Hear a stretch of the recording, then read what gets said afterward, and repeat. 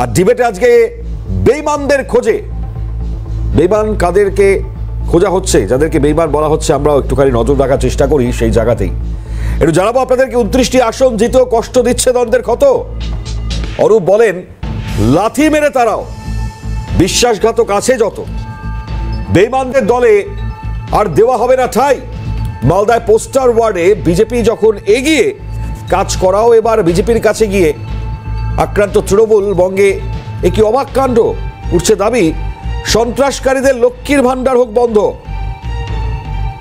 একটু দেখাচ্ছি আপনাদেরকে ছবিটাও, এবং তার সঙ্গে সঙ্গে আমরা যেটা আপনাদেরকে জানাবার চেষ্টা করলাম আজকে এই বিষয়ে, তার ডিবেট আমরা করব। তবে তার আগে দেখুন দুটো ছবি দেখাবো। প্রথম ছবিটা দেখছেন আপনারা, এই হচ্ছে পোস্টার ছবি। মালদায় এই পোস্টার ওয়ার্ড যেখানে দেখছি বিজেপি যখন এগিয়ে কাজ করাও এবার বিজেপির কাছে গিয়ে, মানে এমনটাই পড়েছে আর কি। আমরা দেখাচ্ছি সেই ছবিটা দেখুন। এই জায়গায় মালদায় যে পোস্টার পড়েছে, যে ওয়ার্ডেই পোস্টার পড়েছে, তা থেকেই প্রশ্ন আসছে বিজেপি যখন এগিয়ে কাজ করাও এবার বিজেপির কাছে গিয়ে, এমনটা লেখা।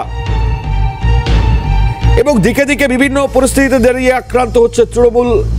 স্বাভাবিকভাবেই বঙ্গে এত ভোট পাওয়ার পরেও এক অবাক কাণ্ড, এবং এতেই তৃণমূলের অন্দরে যা প্রশ্ন উঠছে তাতে তারাও আবার বলছেন যে সন্ত্রাসকারীদের লক্ষ্মীর ভান্ডার হোক বন্ধ, অর্থাৎ যারা সন্ত্রাস কারবার চালাচ্ছেন। ফলত এখন প্রশ্ন হচ্ছে কারা বেঈমান, বেঈমান কারা? একদিকে অরূপ চক্রবর্তী, তিনি বলছেন যে এবার লাথি মেরে তাড়াবো যারা যারা বিরোধ করছেন। একদিকে অরূপ চক্রবর্তী, অন্যদিকে দাঁড়িয়ে এই পোস্টার তো আপনারা দেখলেনই, তার মধ্যে শতাব্দী রায় একেবারে সরাসরি তিনিও বলে দিচ্ছেন, মানে শতাব্দী প্রাচীন বীরভূমের যেটা প্রাচীন তৃণমূলের অন্দরের বিষয়, এবং সেই রাস সেটা কি আস্তে আস্তে শতাব্দীর হাতে যাচ্ছে। যাই হোক, প্রশ্নগুলো অনেক বড়, উত্তর খোঁজবার চেষ্টা করবো আমরা। তবে তার আগে অরূপ বাবুর বক্তব্যটা একটু শোনাই, ভাইরাল বক্তব্য শোনার চেষ্টা করি, শোনো। আমি এটা রাজ্যকে জানাবো, রাজ্যে অনুমোদন করে বাড়িয়ে দেন। দুষ্ট করছে ভালো, যারা তৃণমূলের খাবে করবে আর তৃণমূলের বিশ্বাসঘাতকতা করবে তাদেরকে কোড়ারে বার করে দেবো। তাদের চিহ্নিত করেছেন? চিহ্নিত করেছি, দলকে জানিয়েছি, খবর আসবে। তার মধ্যে পঞ্চায়েত সমিতির মেম্বার একজন আছে। জ্যোতিদা যেটা বলবার চেষ্টা করলেন খুব স্পষ্টভাবে, যে বারে বারে মানে মানুষের ম্যান্ডেট পাওয়ার পরেও এই যে অন্দরে এই অবস্থা তৃণমূল কংগ্রেসের, কারণটা তাহলে পরে কি? অনেকে বলছেন স্ট্র্যাটেজিক্যালি তারা এইরকম ধরনের মন্তব্য করছেন, বা অনেকে এই জায়গা থেকে দাঁড়িয়ে যে ধরনের বার্তাগুলো দিচ্ছেন তাতে প্রশ্নগুলোর জায়গা তো অবশ্যম্ভাবী আসবেই। আমরা আলোচনা করছি এবং একে একে আমরা জানাবারও চেষ্টা করছি। আমরা বেশ কয়েকটি বক্তব্য পেয়েছি, তার মধ্যে কুণাল বাবুর একটি বক্তব্য। কুণাল বাবু বলছেন খেজুরির কর্মী সভা থেকে এক এমন তার বক্তব্য সামনে এসে তাদের বিতর্ক তৈরি হয়েছে। তৃণমূলের সরকার উদারতার সরকার, কোনো রাজনৈতিক বাছবিচার করে না, ভোট না দিলেও সরকারি সুবিধে দেয়। বিজেপি কর্মীরা তৃণমূলের ওপর আক্রমণ চালাচ্ছে। আরো কি মন্তব্য করলেন তিনি, শুনুন। যারা এই জেলায় বিজেপি করে তারা উন্নয়ন পায়, তারা জেতার পরে আমাদের ঘরবাড়ি ভাঙে, লুটপাট করে, মারধর করে, মেয়েদের শ্লীলতাহানি করে, এদের কোন রকম উন্নয়ন দেওয়া বন্ধ করে দেওয়া হলো। তৃণমূল কংগ্রেস উদার, মমতা বন্দ্যোপাধ্যায় উদার, উন্নয়নটা দেওয়ার সময় বাজ বিচার করেন না। কিন্তু তার মধ্যে যারা সন্ত্রাস করছে, যারা মারধর করছে, তৃণমূল খারাপ, মমতা ব্যানার্জি খারাপ, সরকার খারাপ, আর লক্ষ্মীর ভান্ডারের নোটটা ঢুকলে সেটা ভালো না। পুলিশ ব্যবস্থা নেবে না তৃণমূল ব্যবস্থা নেবে, ঠিক করে নিন। পুলিশ ব্যবস্থা নিলে সুস্থ শরীরে আইনের কবলে থাকবেন, আর তৃণমূলের সামনে পড়েন, তখন আমরা নেতারা সঙ্গে কথা বলবে না। তৈরি রাখুন, লিস্ট তৈরি রাখুন, বিজেপির কারা কারা কারা কারা সমস্ত সুবিধা পাওয়ার পরেও তৃণমূলের উপর হামলা করেছে লিস্ট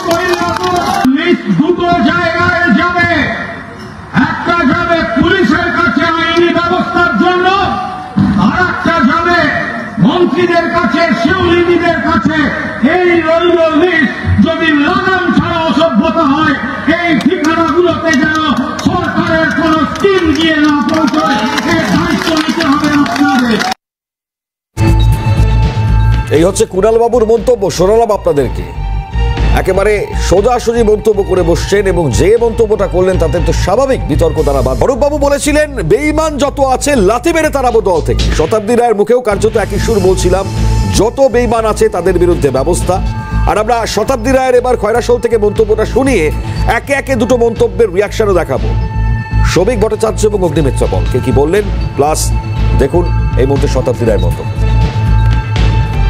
কিন্তু তৃণমূলের নতুন ভাবনার পরিচয় হচ্ছে, যেগুলো আগে হয়নি এখন হবে। এরকমই যেগুলো আগে হয়নি এরকম এখন হবে। এর মধ্যে একটা হচ্ছে যারা যারা দলে থেকে বেইমানি করেছে তাদেরকে তাড়ানো হতো না, এবার তাড়ানো হবে।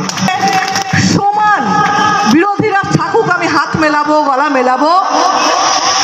তারা বিরোধীদের কাছে আমি সম্মান করি, যে তাদের সাহস আছে, হিম্মত আছে বলার যে আমি বিরোধিতা করছি ভাই, আমি বিরোধী দলের সমর্থক। হিন্দুদের কাছে গিয়ে বলবে বিজেপিকে ভোট দাও, মুসলিমদের কাছে গিয়ে কংগ্রেসকে ভোট দাও। দলের পজিশন হোল্ড করবে, তুমি পঞ্চায়েতে থাকবে, তুমি প্রধান হবে, কখনো তুমি জেলা পরিষদের মেম্বার হবে, কখনো তুমি জায়গার মেম্বার হবে। অথচ এইটুকু হিম্মত নেই দিনের বেলা বলা যে আমি তৃণমূল করব না ভাই, আমি বিজেপি করব কিংবা কংগ্রেস করব। তারা সামনে থাকবে, স্টেজে এসে দিদি ভোটে জিতলেন, আমি জানতাম আপনাদের পুজো দিয়েছি, জানেন আপনি, বলে ছবি তুলবে। সেই মানুষগুলোকে জানা আছে।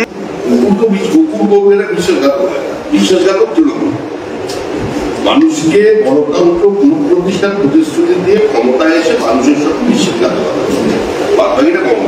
কে বেঈমান, কারা বেঈমান, কে বেঈমানি করেছে, পুরো রাজ্যটাই তো বেঈমানদের দিয়ে চলছে। সুতরাং সেখানে আলাদা করে আর কাকে ওনারা পিন পয়েন্ট করবেন। মমতা ব্যানার্জি কি বেঈমান নন? তিনি তো একসময়তে এনডিএর শরিক ছিলেন, তিনি কি বলবো বিজেপির যথেষ্ট কাছের মানুষ ছিলেন। কংগ্রেসের পেটে লাথি মেরে উনি আজকে নিজের দল তৈরি করেছেন। সুতরাং বেঈমান এটা একটা কী বলবো পার্সপেক্টিভ, কে কাকে বেঈমান বলছে রিলেটিভ ওয়ার্ড আর কি। আলোচনার পার্সপেক্টিভটা বোঝবার চেষ্টা আমরা করবার অনেকটা প্রয়াসে গেলাম, কারণ যে ধরনের মন্তব্যগুলো সামনে আসছে তৃণমূল কংগ্রেসের দলের অন্দরেই, এবং যে বেঈমান শব্দ, লাথি মেরে বের করে দেওয়ার শব্দ, এত নির্দিষ্টভাবে ভোট পাওয়ার পরেও কেন এই ধরনের মন্তব্য, তাতে সাধারণ মানুষই এখন বুঝতে পারছেন। চলুন আপাতত দ্য ডিবেট এখানেই শেষ করলাম, খোঁজবার চেষ্টা করবো আমরা এই ভাষাগুলো কেন তার প্রয়োগ হচ্ছে। আপাতত এখানে শেষ করছি দ্য ডিবেট। সমস্ত খবরের জন্য নজর রাখুন CNN।